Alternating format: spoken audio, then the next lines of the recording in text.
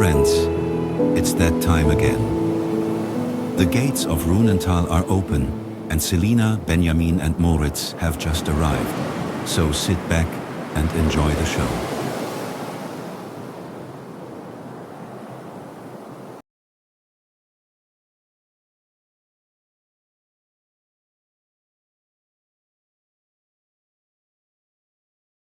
Moritz touched the portkey, and suddenly everything around them blurred. Benjamin felt dizzy, as if he had been swept into the heart of a hurricane. It lasted only a few seconds, but those seconds were as intense as they were thrilling. The spinning slowed, then stopped altogether. Benjamin stumbled slightly but quickly regained his balance. Beside him, Selina straightened up, brushed the tangled hair from her face, and cast a cautious glance across the clearing. Moritz, however, appeared completely unfazed. With steady steps he straightened, pulled his cloak tighter around himself, and took a step forward. "Don't worry, you'll get used to it soon." "Welcome to Runental," he said with a grin. "Now it gets serious." The clearing lay silent. No other students were in sight. Apparently they had arrived earlier than the rest. A moment of calm settled over the place, broken only by the soft rustling of leaves and the faint whisper of mist drifting over the damp forest floor. Then, soundlessly and as if emerging from nowhere, a tall figure stepped out from the shadow of a nearby rock formation. Moritz instantly positioned himself in front of his siblings and drew his wand. The stranger's black robe was threaded with silver symbols that flickered briefly with every movement. Their hood concealed most of the face, but the faint glow of the eyes beneath was unmistakable. On their chest gleamed the insignia of an order, two crossed staffs before a scale, encircled by a ring of runes. The guardian approached the three and stopped at a respectful distance. In a deep, gravelly voice he said, "Easy there, young friend. I only need your names and your year." Moritz lowered his wand and replied, "Forgive me, I didn't recognize you at first." The guardian answered, "Caution requires no apology." "Now names and year, please." Moritz stepped forward, his tone respectful. "Moritz Sonnenstein, 7th year. Traveling with me, Selina Sonnenstein, 3rd year, and Benjamin Sonnenstein, 1st year." The guardian drew a small, leather-bound list from within his robe and ran his fingers lightly across it. Then he nodded. "Arrival recorded. Everything is in order." He looked at Benjamin for a long, searching moment, as though examining him, not outwardly but deep within. Then he turned back to Moritz. "The newcomers are gathering in the lower clearing, just below this rock formation. Follow the path until you see the other students." Moritz gave a small bow. "Thank you." The guardian stepped aside and vanished almost soundlessly among the trees, as if he had never been there. Moritz turned to the others, looking somewhat remorseful. "By Merlin's beard, I just threatened a guardian of the order with my wand. I'm lucky I'm still standing." Benjamin swallowed. "Is that really so bad?" Selina nodded. "Well, the brothers of the order don't waste time. If you threaten them, they respond. And trust me, you don't want that. The magic of the guardians is ancient and powerful, deadly even." She paused briefly, then added with a faint smile, "But the guardians are wise, clever, and apparently have a sense of humor too. Did you see how he smirked when Moritz drew his wand? He knew right away that Moritz only wanted to protect us." She glanced toward the forest path. "Come on, the day has just begun." Together they set off through the shimmering undergrowth toward the clearing, where more first years were already gathering. The clearing was alive with movement. Among the students moved about a dozen wood elves, all small in stature, with emerald green skin and sparkling eyes. They wore beige uniforms embroidered with silver thread, and it was clear they were taking themselves very seriously today. "They're usually in the kitchen or on the cleaning crew," Selina whispered to Benjamin with a smirk. "But today they get to play student guides. A huge deal for them." Moritz grinned broadly as he recognized one of the elves. "Well, look at that. Macro, don't see you around here every day." But the addressed elf planted his hands on his hips, lifted his chin and hissed, "No familiarity, Sonnenstein. I'm on duty." Moritz and Selina could barely suppress their laughter, exchanging secretive glances. Benjamin, however, felt unsure. He stepped a little closer to his sister, gazing at the elves with wide-eyed reverence. They appeared proud, almost majestic, though a few of them were clearly struggling to keep a straight face. Suddenly, one of the wood elves, a particularly stern one with bushy eyebrows and a fine leather vest, climbed onto a moss-covered stone in the middle of the clearing. He stretched out his arms, took a deep breath, and then bellowed with a surprisingly powerful voice, "Silence! I expect discipline." The first years flinched in shock. Some even held their breath instinctively. From the older students standing at the edge of the clearing came a few muffled giggles. Apparently, they had seen this performance before. The elf let his gaze sweep over the newcomers, then continued in an authoritative tone. "All first-year students, line up here, in pairs. Immediately. All upper-year students will leave the clearing at once and proceed to their common rooms for relaxation." Selina nudged Moritz. "Come on, before he assigns us to window duty." Moritz grinned. "Yes, sir. Chief Wood Elf." They turned toward Benjamin, who now stood looking rather lost in the crowd. "See you later, Benji," said Selina with an encouraging smile. "You've got this," added Moritz, before the two of them disappeared from the clearing, laughing. Benjamin swallowed. He was now alone among strangers.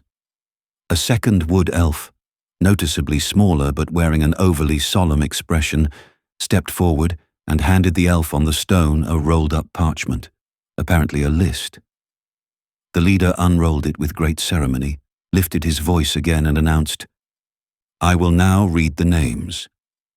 When your name is called, you will respond loudly and clearly with 'Here,' in a military tone. Understood?"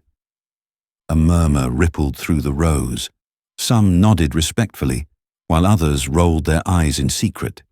The elf drew a deep breath and began, "Aurelia Finsterwacht." "Here!" called a girl wearing a dark cloak and a tiny dragon pendant on her belt. "Conrad Nabelstam." "Here!" replied a boy with a deep voice who looked much older than he probably was. "Lysander Falkenbush." "Here!" came a bit too quietly from the back. The elf flinched slightly but continued. "Benjamin Sonnenstein." Benjamin cleared his throat, stood up straight as a wand and shouted as loud as he could, "Here!" A few students giggled, but the elf took no notice. He simply kept reading. After the fourth or fifth name, it slowly became clear. This was going to take a while. A long while. Especially because every time no one answered "here," the wood elf would look helplessly across the clearing, pause in confusion, and shuffle the parchment nervously. After a few minutes, a second elf, a bit sharper and with a mischievous grin, climbed up onto the stone beside him. He leaned close to his ear and handed him a small, unremarkable pencil. "You have to make a check mark when someone says 'here,'" he whispered quickly. "Otherwise, this won't work." The leader blinked. "And if no one says anything, then you don't make a check mark. Simple as that. Afterward, we give the list to the headmistress. She'll know what to do. Most of them are already at the school anyway. The ones who don't answer are probably there." The first elf nodded hesitantly, as though he'd just received a stroke of genius, and began enthusiastically marking small check marks next to the names. By now, giggles were spreading among the first years. Benjamin had to bite his lip to keep from laughing out loud. The mix of exaggerated authority and hopeless disorganization was just too hilarious. After what felt like an eternity, the list was finally completed, and the elf on the stone announced with his chest puffed out in pride, "All first years, march to the school building. Step in time. March, march." The wood elves lined up on both sides of the path, and as the children started walking, they began to sing an old-fashioned marching song in a strict military tone. "Das Wandern ist des Müllers Lust." Benjamin nearly choked, trying not to laugh, but managed to pull himself together. Why millers? He wondered. Do elves even have mills? And why does this sound like an army of fireflies? When they finally reached the schoolhouse, they passed for the first time through the enormous entrance gate, a massive arch of black stone, inlaid with silver runes that shimmered softly, as if the building itself were greeting them. No sooner had they crossed the threshold than the students gasped in amazement at what unfolded before them. Countless corridors, grand staircases, towers, and wide halls hidden within the fortress walls. Beautiful gardens and streams adorned the inner courtyard. The wood elves, visibly proud of their work, briskly guided the first years through a sweeping foyer into a vast dining hall. Tall windows let in the diffused morning light, which reflected off the polished marble floors. Intricately woven tapestries depicting scenes from Runental's history hung along the walls, and glowing crystals floated overhead, bathing the hall in a warm radiance. Long tables were already set for the newcomers, with steaming cocoa, tea in silver pots, and pitchers of fruit juice. On the plates were stacks of sandwiches, fragrant cakes, and freshly baked pastries still warm from the oven. The atmosphere was inviting, almost festive. The leader of the wood elves stepped before the group, raised his hand, and called out in his usual tone of exaggerated authority, "Company, halt! And now, everyone to the tables up front. Sit down and eat properly. Lunch will not be served for another 3 hours." He made a grand gesture, and the students poured toward the tables, at first a bit hesitant, then with growing enthusiasm. Benjamin sat down beside a few other children and looked at the steaming pots and plates full of treats. He had already eaten breakfast, but this was far too tempting to resist. He reached for a piece of cake with a shiny glaze as curious chatter began to ripple around him. When most of the appetites were finally satisfied and a contented murmur spread through the great dining hall, a girl with striking red curls and a determined look cleared her throat. She sat right next to Benjamin and rose slightly from her chair. "Well, I think we should at least get to know each other a little," she said firmly. "My name is Alina Glutmore. I come from a small mountain village. I love adventure, do lots of sports, and I like reading." She grinned cheekily and tugged at Benjamin's cloak. "Your turn." Benjamin blushed slightly, stood up hesitantly, and cleared his throat. Well, I'm Benjamin. I also come from a small village. My hobbies are, reading books and animals. I like animals." He quickly sat down again, a bit embarrassed but also proud that he'd managed to say it. Before anyone could respond, a loud munching sound broke the silence. The sturdy boy on the other side of the table was devouring his third jam sandwich.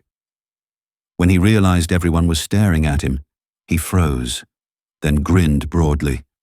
"Go on, don't mind me," he said with his mouth full. "My grandpa always said, don't talk with your mouth full, but talking on an empty stomach isn't any fun either." The children around him burst into laughter. His honest manner and easy humor were contagious. He set his plate down, stood up, and said, "Okay, I'm Emil Tannberg. I come from a small country inn in Upper Austria," Emil said proudly. "I often help my mom in the kitchen. I love good food. If it's steaming and bubbling, I'm there." He gave a mischievous wink. And I love eating it too, as you can see." The children burst out laughing again. It was impossible to remember all the names and hobbies. There were simply too many children, too many impressions. But one thing was certain. No one would forget Alina Glutmore anytime soon. Just as Benjamin was about to take another sip of cocoa, a deep, resonant gong echoed through the dining hall. All conversation fell silent at once, as the great wall clock above the main gate struck the 9th hour with a solemn chime. Benjamin flinched slightly and looked up in surprise. "Only 9?" he thought in disbelief. It felt as though an entire day had already passed. The Portkey, the Guardian, the wood elves, the feast, the new faces. But no, it was only 9 o'clock in the morning. And then, with the final echo of the gong, she was suddenly there. Magistra Walburga Glansfels. No one had seen her arrive. She was simply there. On the dais at the head of the hall, her head held high, wrapped in a cloak that shimmered in the crystal light like liquid starlight. Her silvery white hair was woven into an intricate crown braid, her eyes calm yet piercing. A murmur swept through the rows. Magistra Glansfels slowly, almost casually, raised her right index finger, and as if a silent spell had been cast over the room, the entire hall fell silent in an instant. No giggling, no rustling of bread wrappers, not even a drop of tea. Absolute stillness. Then she lowered her hand and spoke, her voice clear, dignified, yet warm, reaching the excited hearts of the first years like a blanket on a cool evening. "I welcome you all most warmly, students of the first level. My name is Magistra Walburga Glansfels, and I am the head mistress of this school." Her gaze drifted across the attentive rows of children. Some stared with wide eyes, others swallowed nervously. Benjamin sat straighter than ever before. Then she made a small gesture toward the right side of the platform, where nothing stood. Only a faint mist began to curl and rise, forming slowly into a swirling column of fog, faint at first, then thickening, until the shape of a man emerged. He wore a simple but finely tailored robe of grey and silver, and his hair fell in calm waves over his shoulders, as though woven from the mist itself. His expression was kind, yet keen. With an elegant bow, he stepped forward. His voice was soft, yet resonant with power. "I am Magister Ignaz Dreistein, Deputy Headmaster and Keeper of the Mistborn Arts. It is an honor to welcome you to Runental." The students applauded quietly, not loudly but cautiously, almost unsure if it was permitted. The atmosphere was charged, but not unpleasant, more like the tingling hush before the first snowfall. Magistra Glansfels and Magister Dreistein exchanged a brief, amused glance, a knowing smile that hinted they had expected this exact reaction. Then the headmistress lifted her finger once more, and instantly silence returned. So suddenly that one might have heard a feather fall. Her voice remained calm and warm, yet carried a quiet grandeur as she spoke. "We will now welcome our teaching staff, the women and men who will guide you on your journey. Each of them will perform a small spell, not to impress you, but to give you a glimpse into the world that now opens before you." She paused, the kind of pause that feels like a promise. Then she continued, "One thing is certain, there are no limits, and nothing that cannot be achieved. It depends only on you how you shape your abilities. So set your goals so high that they make you dizzy, for you will be surprised how quickly ambition and dedication can carry you there." For a moment, the hall remained utterly still. Not from uncertainty, but from reverence. A gentle veil of mist drifted over the dais as Magistra Glansfels raised her hand. "I now have the pleasure of introducing your first teacher, a woman whose knowledge of herbology and plant magic is renowned far beyond our borders. She oversees one of the largest greenhouses in the magical world, and she speaks fluently with her plants. A delicate scent of earth, lavender, and fresh grass filled the air. From the mist stepped a slender woman with wild reddish-brown hair that tumbled over her shoulders like tangled roots. Her eyes were deep emerald green, her skin sun-kissed. She wore a robe of moss green, embroidered with living patterns that moved subtly. Tiny blossoms opening and closing, slender vines twining around her buttons. With a soft, dreamy voice, she said, "Hello, dear companions. My name is Professor Meralda Feinblatt." In that instant, rain began to fall gently around her, and the students gasped as a lush carpet of grass spread across the damp marble floor. She lifted her wand, and thousands of blossoms bloomed upon the green. The rain ceased, and a warm breeze drifted through the hall, carrying the scent of summer meadows. She whispered, "As you can see, nature has its own kind of magic, and together we shall discover it and learn to understand it." The breeze grew stronger, forming a swirling rose of wind that circled the scene, and with a soft puff, the entire spectacle vanished. A gentle applause filled the hall. Magistra Glansfels smiled serenely. Then she said, "The next one you shall meet is a master of illusion magic, a man whose lessons are never the same twice, and not just because of his sense of humor. Please welcome Magister Aurinius Funkelstein." A faint crackle, then a flash of silver light, and suddenly, a man stood on the dais where only air had been a moment before, slender, with a shimmering cloak that changed color with every step, deep blue, then copper red, then iridescent rainbow. He bowed deeply and grinned with roguish charm. "Deception," he said in a high, raspy voice, eyes gleaming with mischief, "is not deceit. It is art. And I shall teach you how to play with truth without ever losing it." With a swift motion of his hand, Magister Funkelstein let his face blur for the blink of an eye, and Benjamin could have sworn he saw his own nose appear there. A ripple of laughter swept through the hall. Then Funkelstein bowed again. With another quick, almost invisible movement, his face shimmered once more, this time for a heartbeat longer. Benjamin held his breath. He suddenly saw the face of an old man with a long white beard, then that of a young woman with golden eyes, and then, unmistakably, his own startled face. A murmur spread through the room. But the spectacle wasn't over yet. Funkelstein stretched out both hands, as though shaping the air itself. With a faint hiss, a shimmering veil unfolded before him, and in its center appeared a steaming teacup.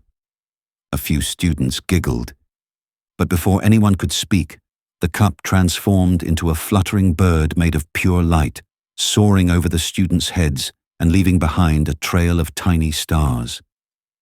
Benjamin felt one of the light stars touch his forehead. It was warm and vanished the very moment it did. Magister Funkelstein winked. "Illusion is not deception. Illusion is a way to see things differently." He snapped his fingers, and suddenly a tiny glass flower sprouted from the floor. It turned slowly, changing color in rhythm with his breath, and then dissolved into silvery mist. What you thought you saw was never truly there, and yet you saw it. His gaze drifted across the students, fire and calm interwoven in his eyes. True magic does not begin where things appear, but where your mind is willing to believe the impossible might just be real. What you thought you saw was never truly there, and yet you saw it. His gaze drifted across the students, fire and calm interwoven in his eyes. True magic does not begin where things appear, but where your mind is willing to believe the impossible might just be real. He bowed again, deeper this time. For a heartbeat, the hall was silent, and then thunderous applause. He bowed again, deeper this time. For a heartbeat, the hall was silent, and then thunderous applause. Magistra Glansfels's voice returned, serene yet powerful. Next, we welcome another woman who has dedicated her life to botany, whose lessons are more than instruction. They are an experience. Her expertise, the cultivation, care, and study of plants, trees, and fungi. She works hand in hand with our beloved wood elves and has uncovered more than one secret from the keepers of forest medicine. But for those who think this is a subject for dreamers, you have yet to see her living gardens. Please welcome Professor Finna Muslieb. A gentle breeze swept through the hall, carrying the scent of forest air, damp earth, and blooming herbs. Then, just like that, a small arch of living plants sprouted on the dais, and through it stepped a woman who looked as though she had just walked out of the woods. She was short and sturdy, her reddish-brown hair tied into a wild braid, her robe a blend of moss green and root brown. Her skin was sun-warmed, her hands covered in traces of soil.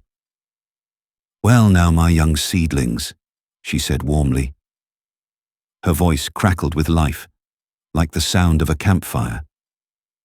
"I hope you're not afraid of getting your hands dirty, because if you study with me, you'll think with your hands and grow with your hearts."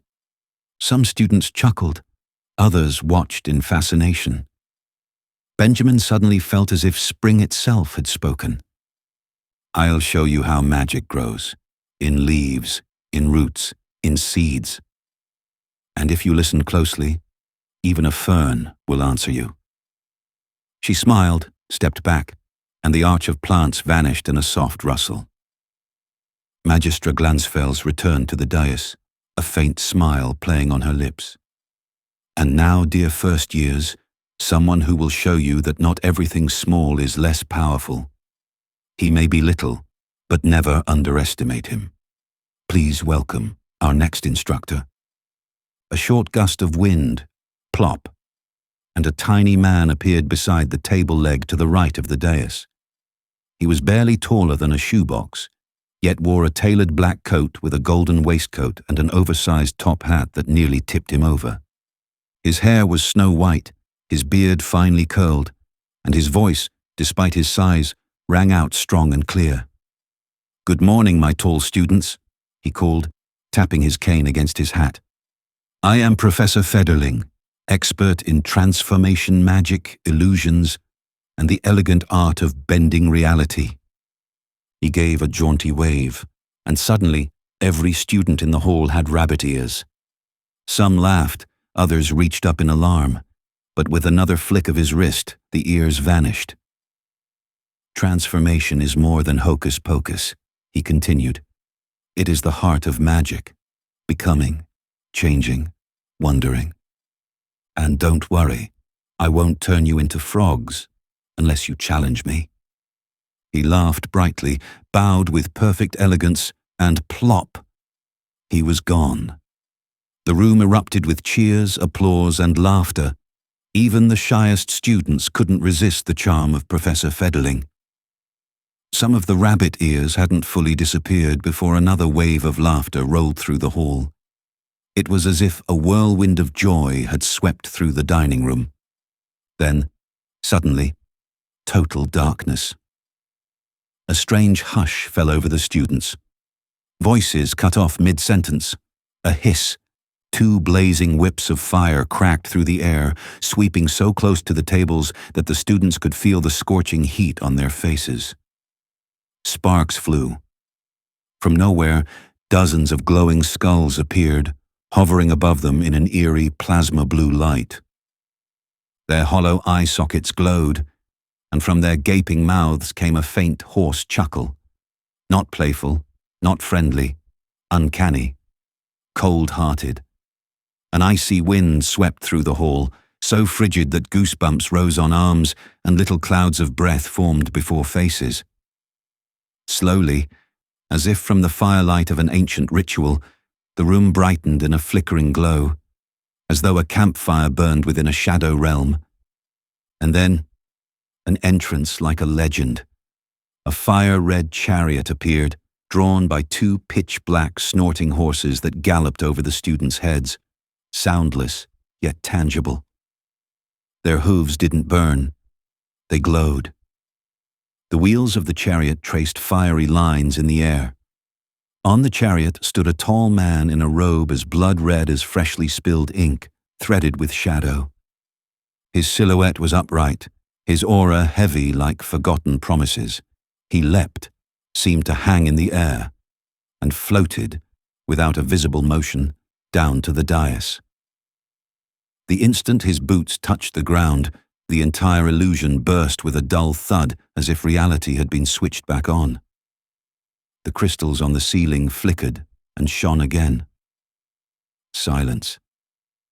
Then he spoke in a deep voice that seemed to burn into the bone. "My name is Magister Tobias von Dunkelstein. I will teach you the art of protection, the history of hidden forces, and that which you only dare to whisper, dark magic." No applause from the students, only looks, fixed, reverent. Some held their breath. The teachers, however, applauded, restrained and respectful. The students remained silent. The fright was still in their bones. A faint tick, tick, tick, like the rhythmic tapping of a metronome, grew louder and louder. Two figures appeared on the dais at once. They could hardly have been more opposite. The first was tall, as gaunt as a dry branch, wearing a geometrically perfect white robe patterned with black circles and squares. His hair stuck out wildly, as if he had just reached into a mathematical equation. In his hand, he held a long pointer of obsidian. The other, a small, wiry man with a cheeky grin and rosy cheeks. He practically whirled onto the stage on a broomstick, did a somersault in front of the lectern, and landed with a bow in the middle of a floating field of numbers projected from the air. "I am Professor Arthur Brack," boomed the first in a slightly nasal but forceful voice. "And I teach you mathemagic, the language of order, logic, the sorcery of numbers." "And I am Magister Aurelius Flinkfuss," cried the second, executing an elegant pirouette on his broom. "I will teach you to fly, and how to outwit gravity with grace instead of letting it slow you down." Brack tapped the air with his pointer. Glowing formulas and diagrams appeared at once, merging into a floating, rotating sphere. Flinkfuss shot through the formulas, making them explode, and they snapped back together into a staircase of light on which he drifted backward to the floor. "Magic is pattern," said Brack sternly. "And movement is mathematics," added Flinkfuss with a wink. "Together we'll show you that even flying is a matter of the right equation." The students applauded enthusiastically, this time not just in awe, but with genuine delight. The two eccentric teachers bowed to one another and, in the next moment, vanished backward through a glowing parallelogram. Magistra Glansfels stepped forward again. She waited until all attention in the room had settled back on her, then raised her right index finger slightly. Instantly, there was silence. "Before we proceed to the next presentation," she said calmly, "we ask all students of the higher years to join us." As if on an invisible command, the tall side doors of the dining hall opened. A light breeze moved through the room, accompanied by the muffled rustle of countless cloaks. Disciplined and in orderly formation, the older students entered, stage by stage, year by year. All already wore the emblem of their club visibly on their chests, their posture upright, their gazes curious, some amused. They moved quietly, almost reverently, through the hall and lined up at the prepared tables. Benjamin felt the shift in the atmosphere. Suddenly everything was bigger, more mature, more alive. He could sense that the real school year had now begun, and that he was a tiny part of something vast. Then, once everyone had found their place, Magistra Glansfels stepped back to the lectern. "I thank you for this impressive entrance. Further proof that discipline needs no needless severity but mutual respect and personal responsibility. I know that some of you newcomers previously attended Omag schools, and today you have seen what we expect of you here in Runental." Her gaze was gentle, almost loving, and her voice carried a different warmth than before. "Before we conclude our round of introductions, I would like to present one very special teacher. Unfortunately, she is here only rarely. She teaches in all subjects and periodically examines your aura." A delicate woman in a silver dress and white robe walked from the back toward the dais. When she arrived, even Magistra Glansfels inclined her head slightly, a rare moment of reverence, even from the headmistress.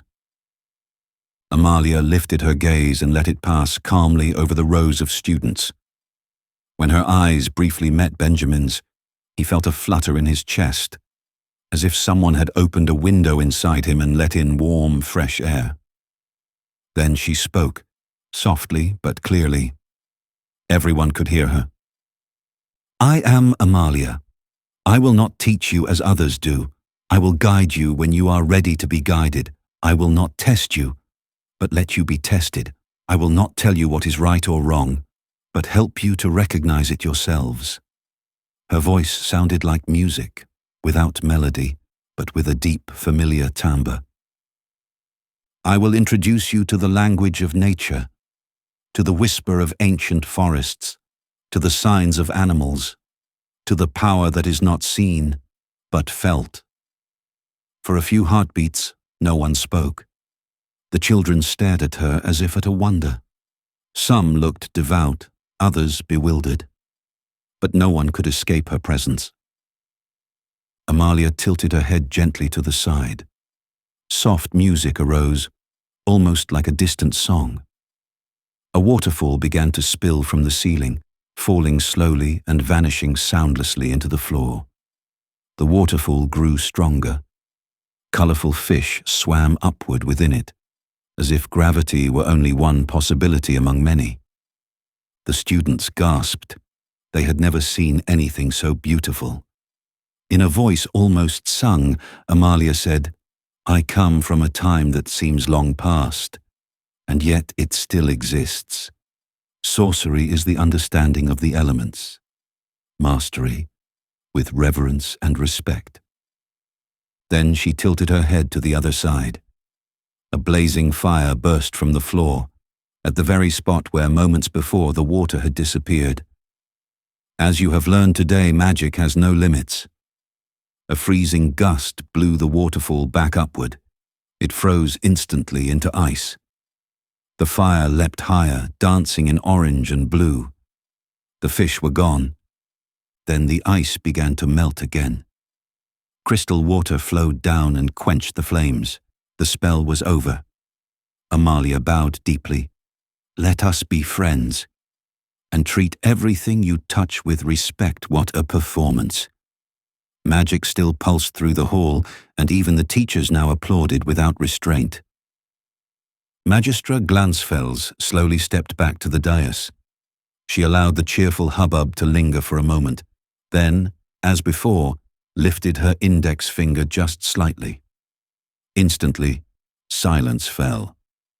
In a firm yet warm voice, she spoke.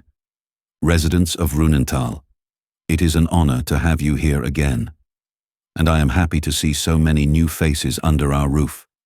She let her gaze travel across the hall, especially over the rows of the youngest students. "Now then, students of the first level, you may join the others at the house tables. As you can see, we have no fixed rules such as are customary at other schools of magic.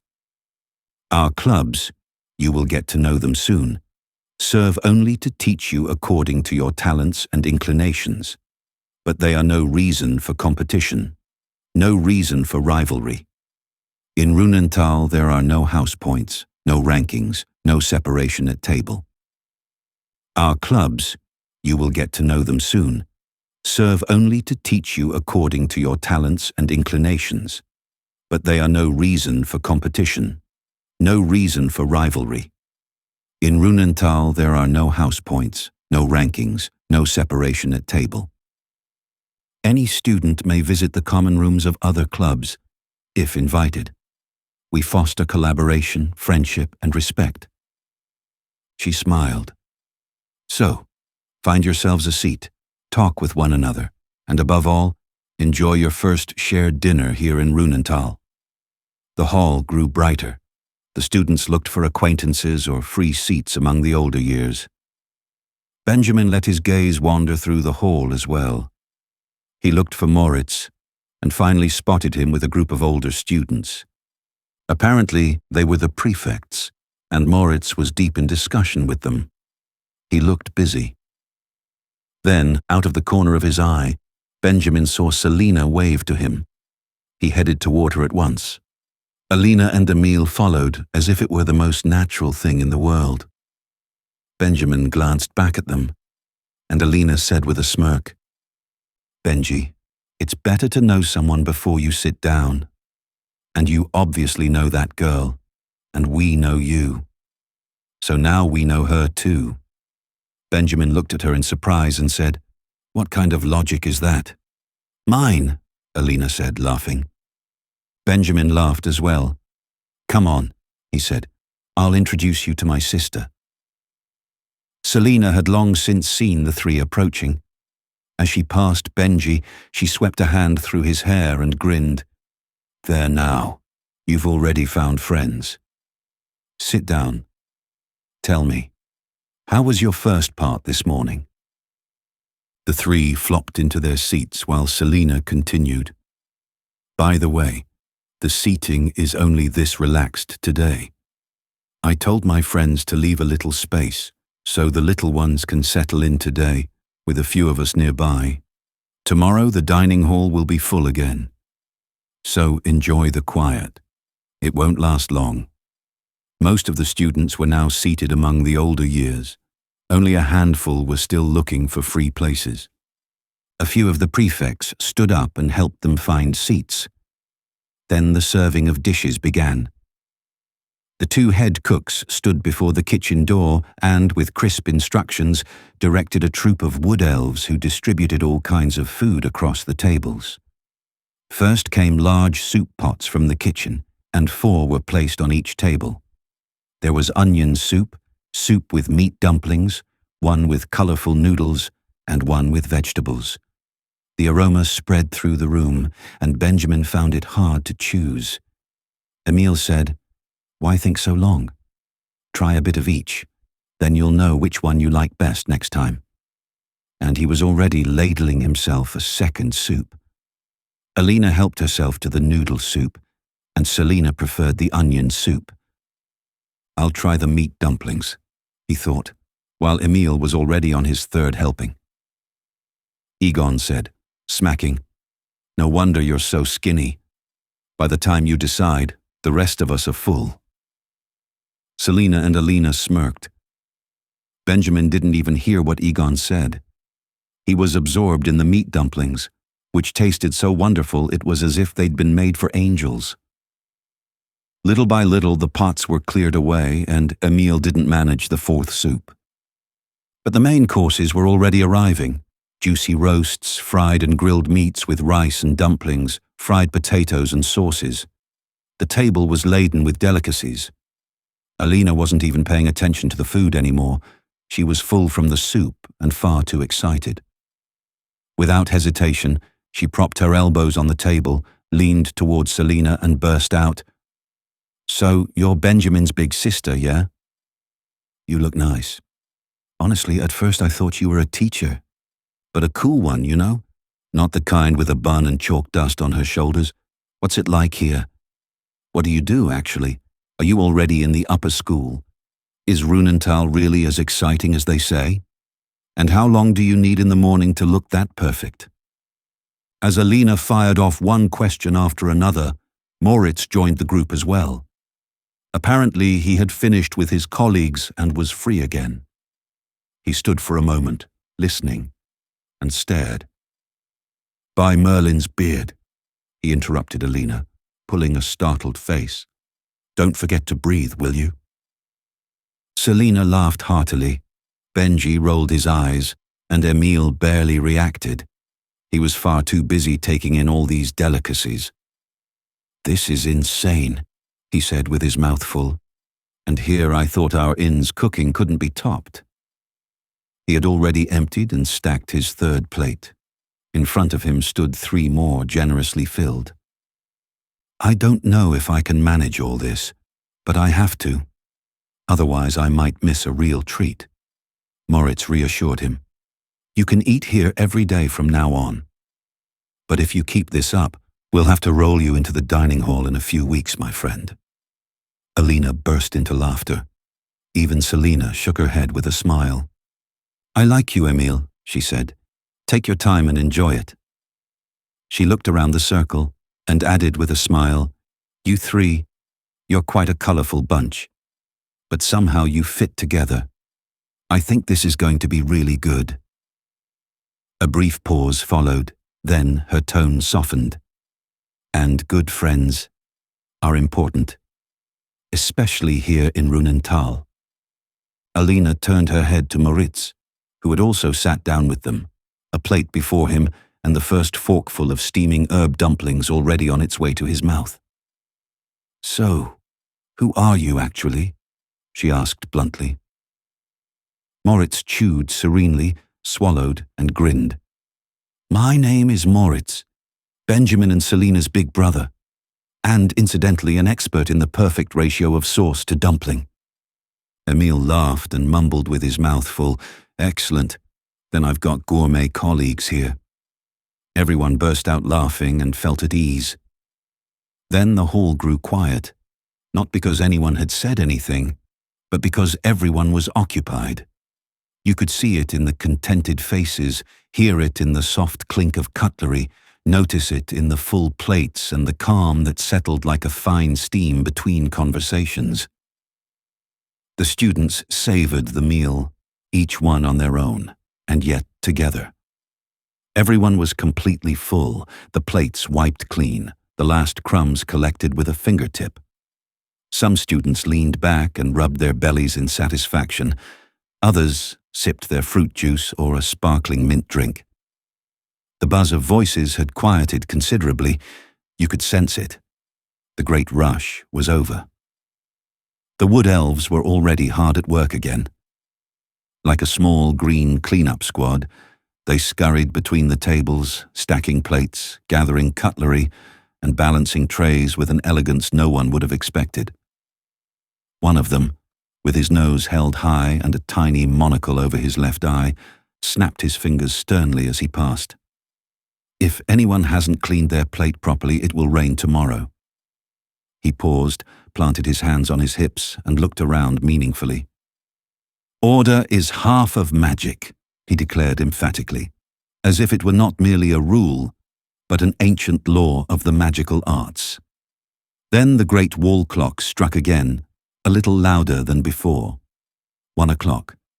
A few students flinched, others straightened automatically. As before, without anyone noticing her entry, Magistra Glansfels suddenly stood at the lectern once more. Her presence was calm and yet electrifying. The slightest lift of her finger was enough, and instantly absolute silence reigned. She looked solemnly around the hall, then spoke in a firm voice. "I will now explain today's schedule." She raised a hand and counted on her fingers. Point 1. The 3 most important rules, and be warned, breaking these rules carries serious consequences. Point 2. Rights and responsibilities, because where there are prohibitions, there are also freedoms. Point 3. A balanced program of activities until 6 p.m., full of magic, fun, and small trials. Point 4. The communal dinner, with ample time to gather your thoughts, share and regain your strength. And point 5. She paused, laden with meaning. Is the placement of the new students. This evening, starting at 8 p.m., we begin your examination. During this, it will be determined whether you have attained the necessary maturity for our school, and if so, to which club you will be assigned. A murmur swept through the hall. Not all of you will already carry this maturity within you. But don't worry, in that case, you will have another chance next year. Then her voice grew softer, almost ceremonial. As you may know, tonight we celebrate the ancient festival of Samhain, the magical new beginning. It is the day when the veils between worlds are thinnest. We use the spiritual clarity of this night to test you, with the help of ancient magic and the spirit beings who are closer to us today than ever before. She raised her voice again. When all students have been tested and assigned, the great admission ritual of Runental will begin. It will be late, or rather, early in the morning. Therefore, tomorrow, the 1st of November, is a free day. Use it to rest, get acquainted, and arrive now to the 3 basic rules. Rule number 1. No place for violence, hatred, or degradation.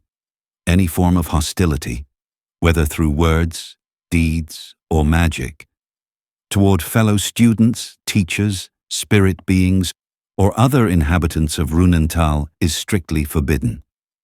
We are a community of respect and learning. Anyone who demeans, threatens, or harms others places themselves outside this community and will leave it. Rule number 2. The magical world remains secret. The deliberate revelation of magical events, beings, or places to onmags, those without magic, is strictly prohibited. Our world lives in the hidden, protected by centuries of restraint. Anyone who carelessly endangers this balance endangers not only themselves, but all of us. Rule number 3. Dark magic is not a path.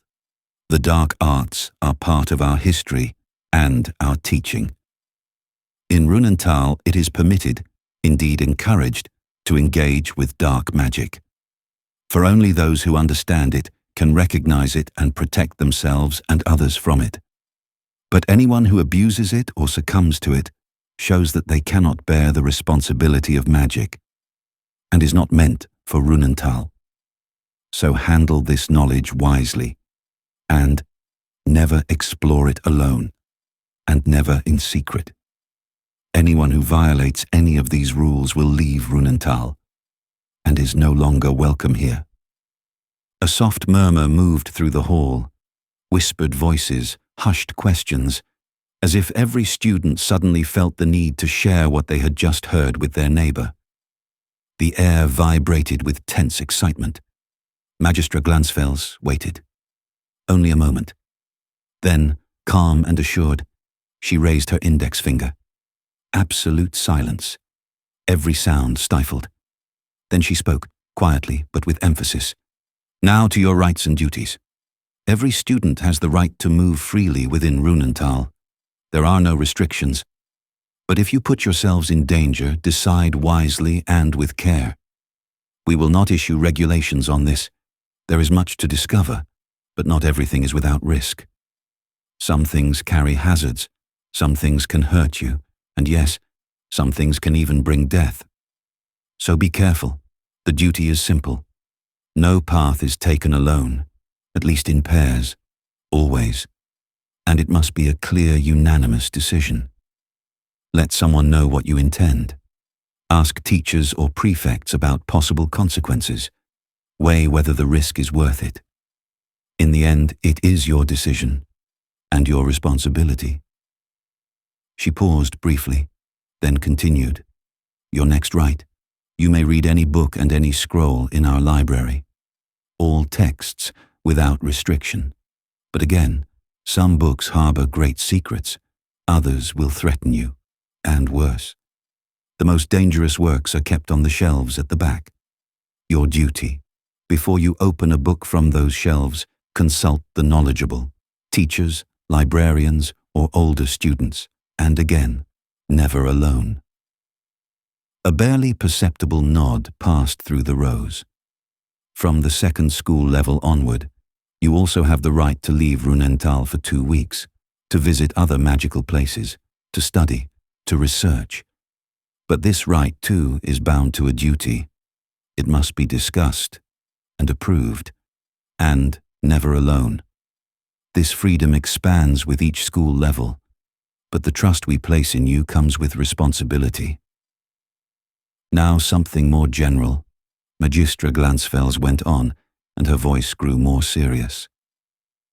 You have surely heard of the Black Wizards, the so-called Death Eaters, rumors, stories, perhaps even warnings. And yes, they existed.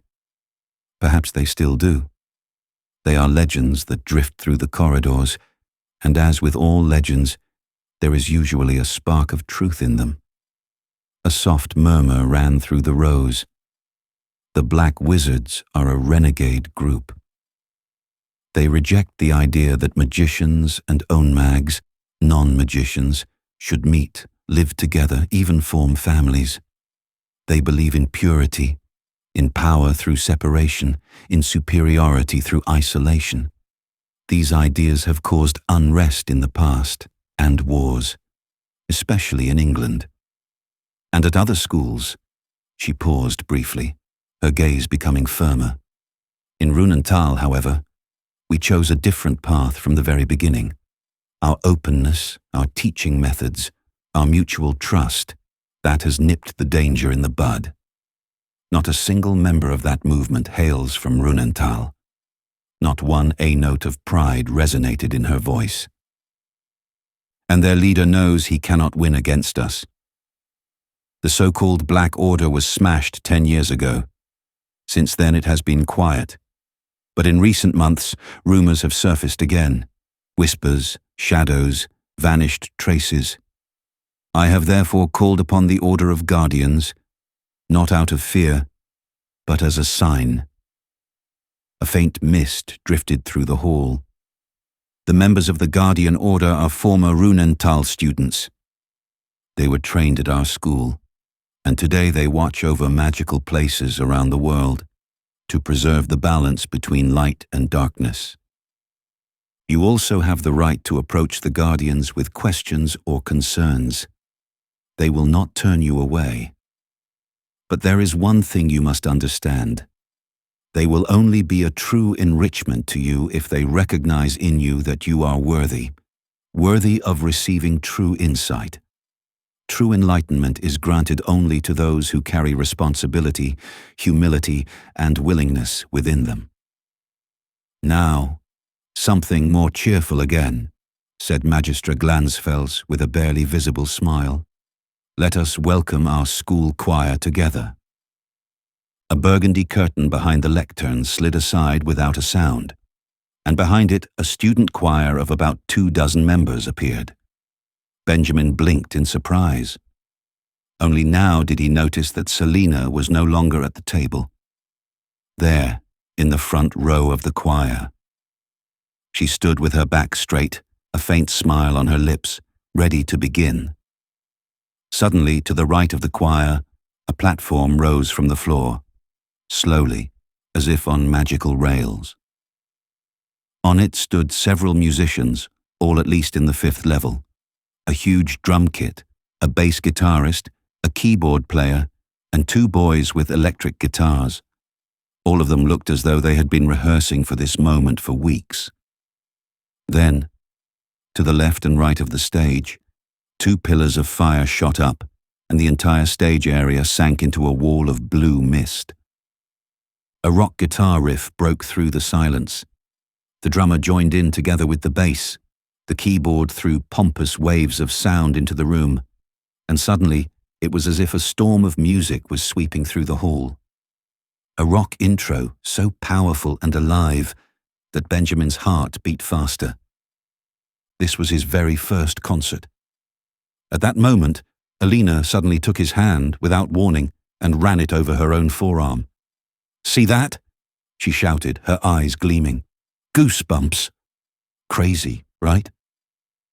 Then she let go of his hand again as if nothing had happened. Benjamin stood there a little puzzled and looked at Emile.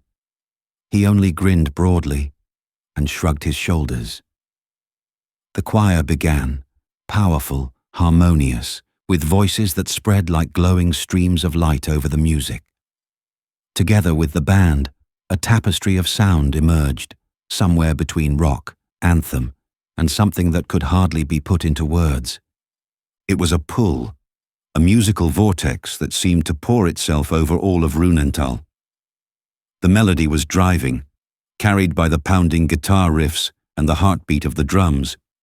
Yet above it lay a mysterious choral chant that reminded one of ancient incantations, of songs in forgotten languages, of campfires in moonless nights.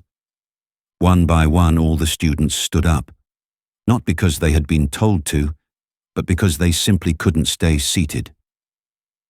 The music moved their feet, their hands, their hearts. They clapped, danced, moved to the rhythm, and when Benjamin looked around, he saw that even the venerable teacher's table was no longer still. Professor Federling snapped his fingers while Magister Flinkfoos placed one foot on the bench and nodded in rhythm. Professor Feinblatt let her strands of hair dance as if they were part of the music. And among them, Magistra Glansfels, graceful, dignified, and yet completely in the flow of the music. She moved with her eyes closed, entirely in harmony with the sound. It wasn't a dance, it was almost a meditation, but one that enchanted the entire hall. The song intensified, grew faster, stronger. The choir now called out words in an ancient language. The mist on stage glowed in colors Benjamin had never seen before. Together with the choir, the tension rose. Lightning flashed, reflections of light danced across walls and ceiling. Then, a black bang, a power cut of magic. The music stopped. Only the choir held a sustaining, endless tone. The band started again. This time calm and restrained, a beautiful ballad began to play. The light slowly grew brighter. Then you could see. The choir was now differently arranged. 5 girls stood at the front, and Selina was in the middle. The 2 girls on the outer sides began to sing, their voices clear, soft, and magical. We are magic, made of light, the new storm, the ancient might. We hold on to what none can see in Runental, where friendship breathes. Then the girls left and right of Selina joined in. Now they sang 4-part harmony, closely woven, full of grace. The choir laid a tapestry of sound beneath them, and the band gave a calm, pulsing beat. Magic in our veins, clarity in sight, we move ahead. No path turns to night. Words like lightning, thoughts like steel. We are the fire that Runental feels. Then, suddenly, Benjamin looked up to the stage with pride as Selina began. Her voice rose like a beam of light through the mist, bright and full of emotion. Break your chains, accept your gift. Here you can grow, time won't be adrift. The road is long, but remember this day, the first step alone, the wonders on its way. Then all 5 again, united like a vow. Fly with us through time and space, reality will show its face. Light and shadow, our appeal, Runental, our ideal. Alina grabbed both of Benjamin's hands and shouted excitedly, "Oh my God, I love your sister, she's amazing." Benjamin blushed, embarrassed, but also proud, because yes, he thought the exact same thing. Selina had always been a great sister, but in that moment she was simply cool, strong, confident, radiant, and he was truly proud to be her brother. Even Moritz, who was just getting up and gathering his things, glanced at him. "Well," he said with a grin, "I think it's almost our turn." Then he put a hand on Benjamin's shoulder. "So? What do you say about Selina? Our little sister's got talent, huh?" Up on the stage, the 5 girls bowed. The applause roared. Some students even stood up. The curtain slowly closed, very slowly, as if to stretch the moment a little longer. Alina was still holding Benjamin's hands. Then she tilted her head slightly and nodded with a smile in Emil's direction. Benjamin turned around. Emil just stood there, dreamy, his eyes fixed on the stage. Then he sighed softly. "They look like 5 angels." Alina laughed, let go of Benjamin's hands, and instead put her arm around Emil's shoulders. "What a day," she said loudly. "What a crazy day." The headmistress stepped forward to the lectern again. Her gaze was serious, yet her voice carried a hint of anticipation. "As every year, it is the task of our 6th-year students to develop a spell of their own, one that reflects the values and abilities of their club. They traditionally present it on the first day of their 7th stage. It is more than just a ritual. It is a sign of their growth, their creativity, and their responsibility."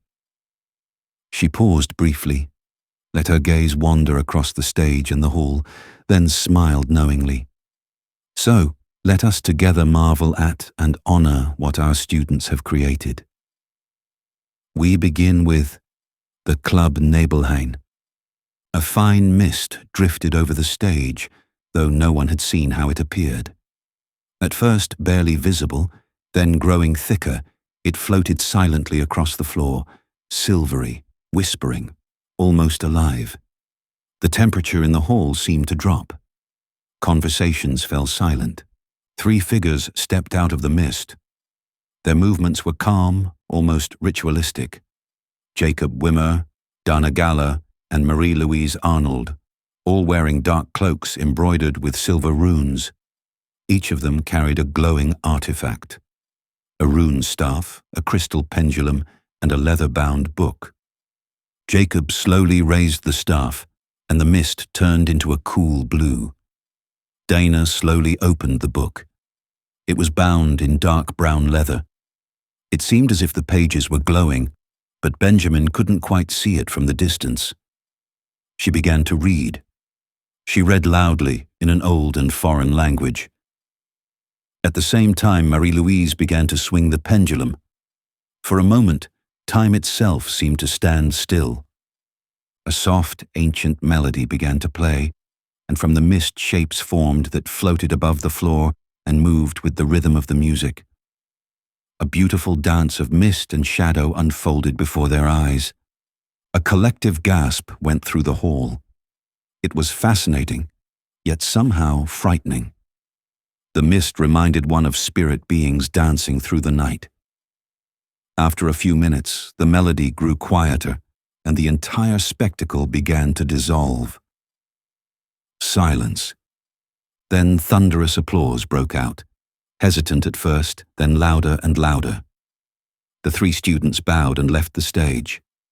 Hardly had she spoken the last syllables when flames shot up from the stage floor. The crystal chandeliers dimmed, and red beams of light cast flickering shadows across the stage. A dull drumbeat, then another, faster, more powerful. "Thank you, Nebelhain. Very impressive," said Magistra Glansfels in an honest tone, nodding slightly. "Next, we welcome Flammenkern." From the stage floor, a circle of glowing runes rose up. Vincent Rieder, Nicola Peer, Niels Wegscheider, and Moritz stepped into the circle together.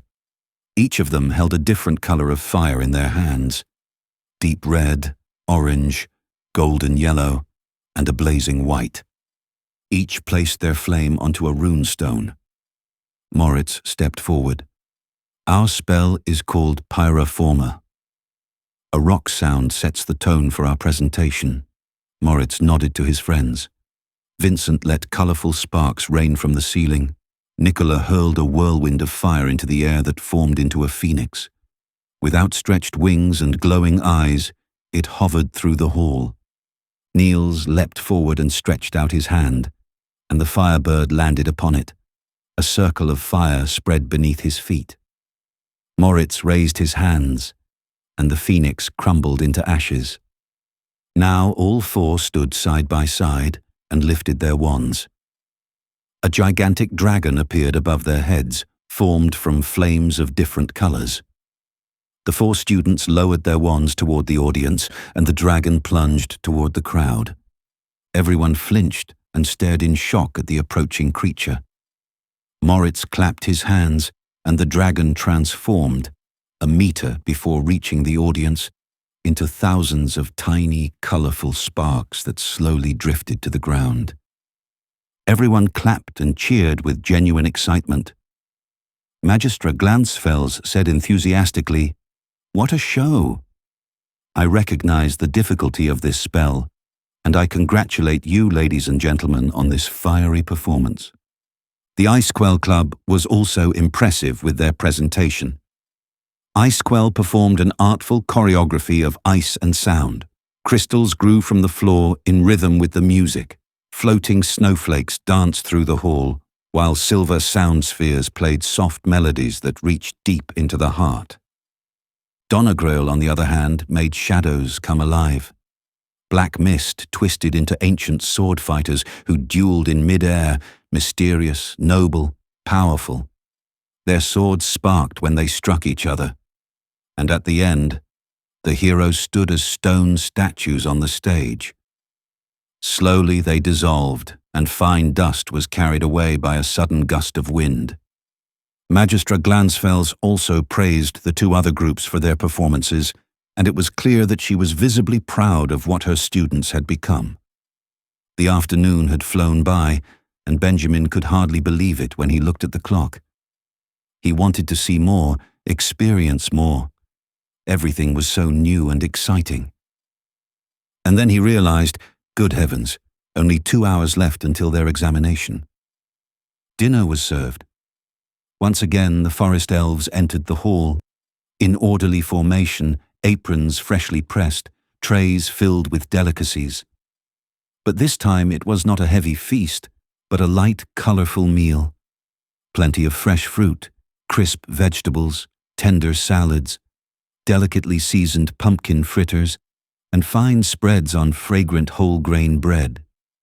The drinks ranged from sparkling apple spritzer to gently glowing elderflower tonic, which shimmered almost magically in the twilight. Emil did not look very happy at first. No roast, no creamy schnitzel, no melted cheese anywhere in sight. But at the very first bite of a pumpkin fritter, his face brightened, his smile returned. "Amazing, such a delight," he whispered. He looked at the fritter in his hand as if it were a work of magic. "And this is vegetable?" My grandpa will never believe me. With the end of dinner, the atmosphere in the hall also changed. The lightheartedness gave way to a tangible tension. The first-year students were asked to take their seats again in the front area. The older ones quietly spread out across the other tables. Now they were only observers. Benjamin, Alina, and Emil sat together again, this time a little closer, a little quieter. The magic of the celebration was replaced by the tingling of nervousness. Alina fidgeted with her sleeve, her usual bold remarks silent for once. Then she whispered, her voice sounding unusually small. She looked at Benjamin, then at Emil. "What if I end up in one of those clubs where everyone just sits around and strokes books? Or worse, what if I don't get into any at all?" She squirmed on her chair. "I'm not too wild, am I?" Benjamin wanted to say something, but Emil was faster. He grabbed a slice of apple from the table, flipped it into the air, and caught it in his mouth. Then he grinned. "Alina, if you don't get in, we'll just start our own club." That made her laugh, even if only for a moment. A glance at the large wall clock showed 7:20. Only 40 minutes until the assignment. The tension was now almost tangible. Even among the other first years, the nervousness was spreading. Some drummed their fingers on the table. Others whispered excitedly among themselves. A few spoke to Benjamin about Selena, and that felt good. Their words gave him courage. and the longer he thought about it, the more certain he became. Selina and Moritz believed in him. No doubt. They had carried him through this day as only older siblings could. And now he knew for sure. Those two were really tough. They knew what they were talking about, and if they said he could do it, then he could. Benjamin took a deep breath. Then he reached for Alina's and Emil's hands, just like that, naturally. "We'll be accepted," he said quietly but firmly. "You heard Selina. We're a good team, and no matter which club we end up in, we stay friends, for life.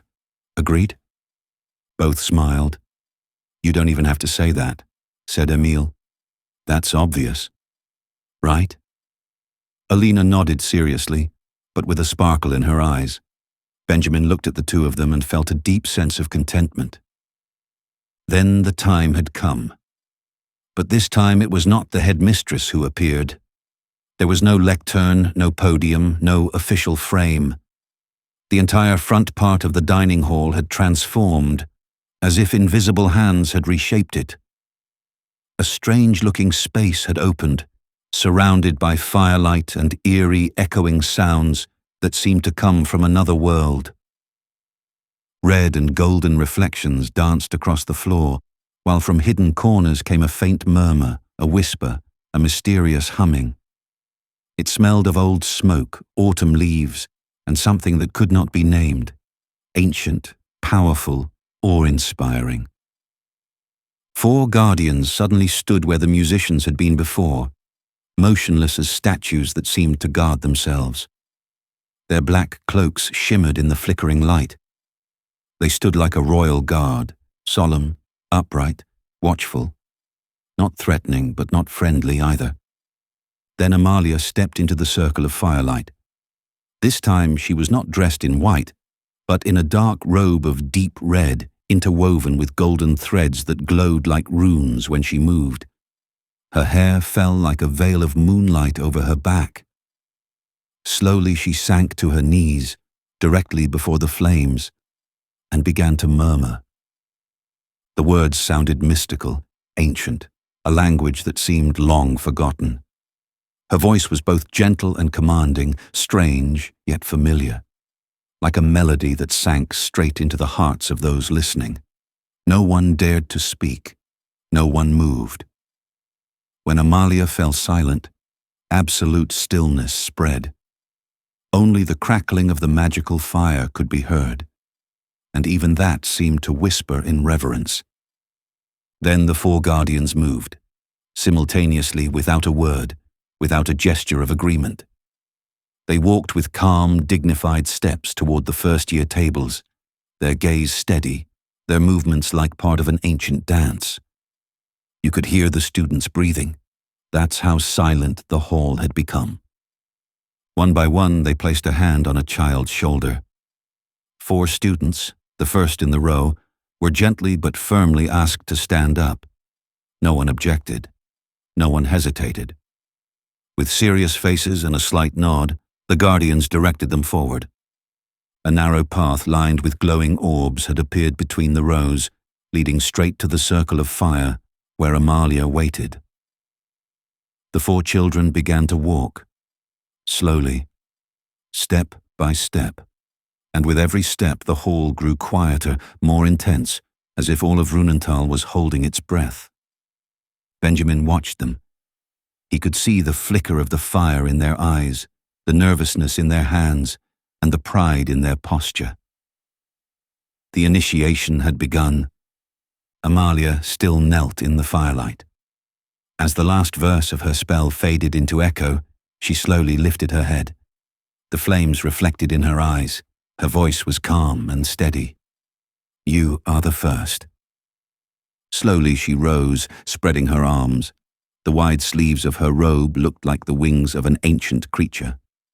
She took a step toward the 4, who now stood silently before her, lined up by the guardians. Helena Wiesengrund, Lysander Falkenbusch, Emilia Wildfeder, Konrad Nebelstam. She looked each of them in the eye for a moment, serious, but with a faint sparkle. You have come because you are ready. The spirits of this night are watching you. They will test you. Whatever happens, do not be afraid. You are not alone. Then she turned slightly to the side, and behind her, a circular, glowing rune ring opened in the floor. A gust of wind swept through the hall, as if an ancient gate had opened. Amalia raised her hands, her sleeves spreading like wings in the firelight. Helena Wiesengrund, are you ready? Yes, I am ready, said Helena calmly. 4 runes appeared, spinning in a circle. Then 3 of the runes tilted to the side. A bluish glow flickered up, like the breath light of an ancient being. Amalia spoke. You belong to Nebelheim. Welcome. Helena stepped aside with a proud smile and joined the others again. Lysander Falkenbush, are you ready? Yes, I am. The runes spun, flickered, then 2 of them shone in a strong green, 1 in gold. Amalia nodded. Icewell, much wisdom on your path. Lysander bowed and stepped back.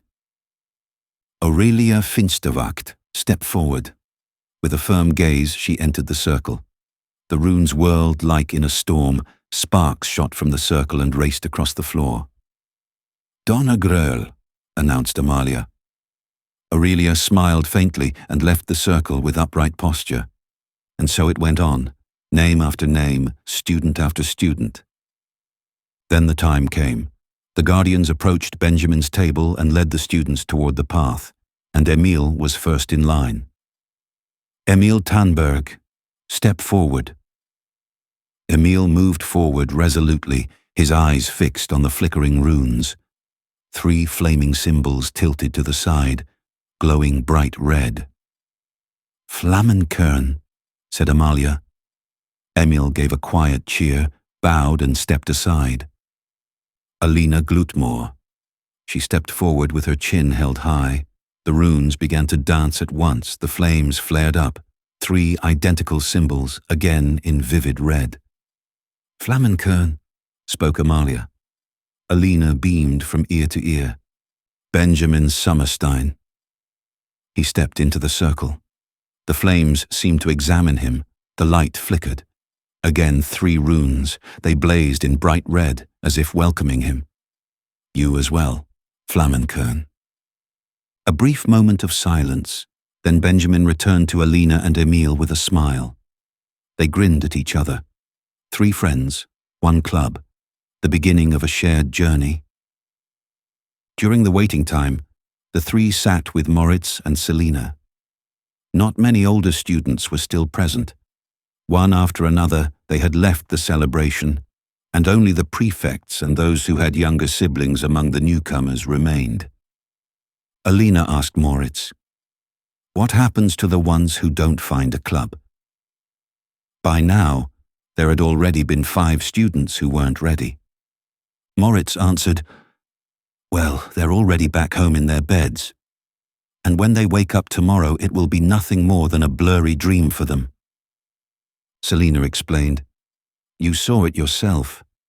They were taken to the back right away. There are a few guardians there. They cast a forgetfulness spell and bring them home with a portkey. There were still a few tables left after them, and shortly before midnight the examinations were completed. Exactly at midnight, a great bonfire ignited in the center of the ceremonial area, and a group of forest elves began to play a melody that sounded as if it had returned from a long-forgotten time. Selina took Benjamin and Alina by the hand and said, "Come, the initiation celebration has begun." She led them to the bonfire and began to dance. Moritz laid a hand on Emil's shoulder and said, "Come, my friend, we can't miss this." Soon the rows around the fire were tightly filled, and everyone danced joyfully to the Celtic tunes. Many students from the upper grades had come back to witness the celebration. Emil, visibly happy, said, "I'm taking a short dance break. I just saw that the forest elves have set up a buffet over there." Selina grinned. "That sounds good. Nothing wrong with a midnight snack. The group walked together to a buffet packed full of food. The celebration was wonderful, but after a few hours, fatigue overcame the students, even though no one wanted to stop. It was time. By now it was 4 o'clock in the morning, and Benjamin hadn't slept in 24 hours. Selina spoke a word of command. "All right, everyone, that's enough for today. I'll take Alina to bed, and you, Moritz, take care of the boys." "At your service," said Moritz with a smile, and together they went to the dormitories.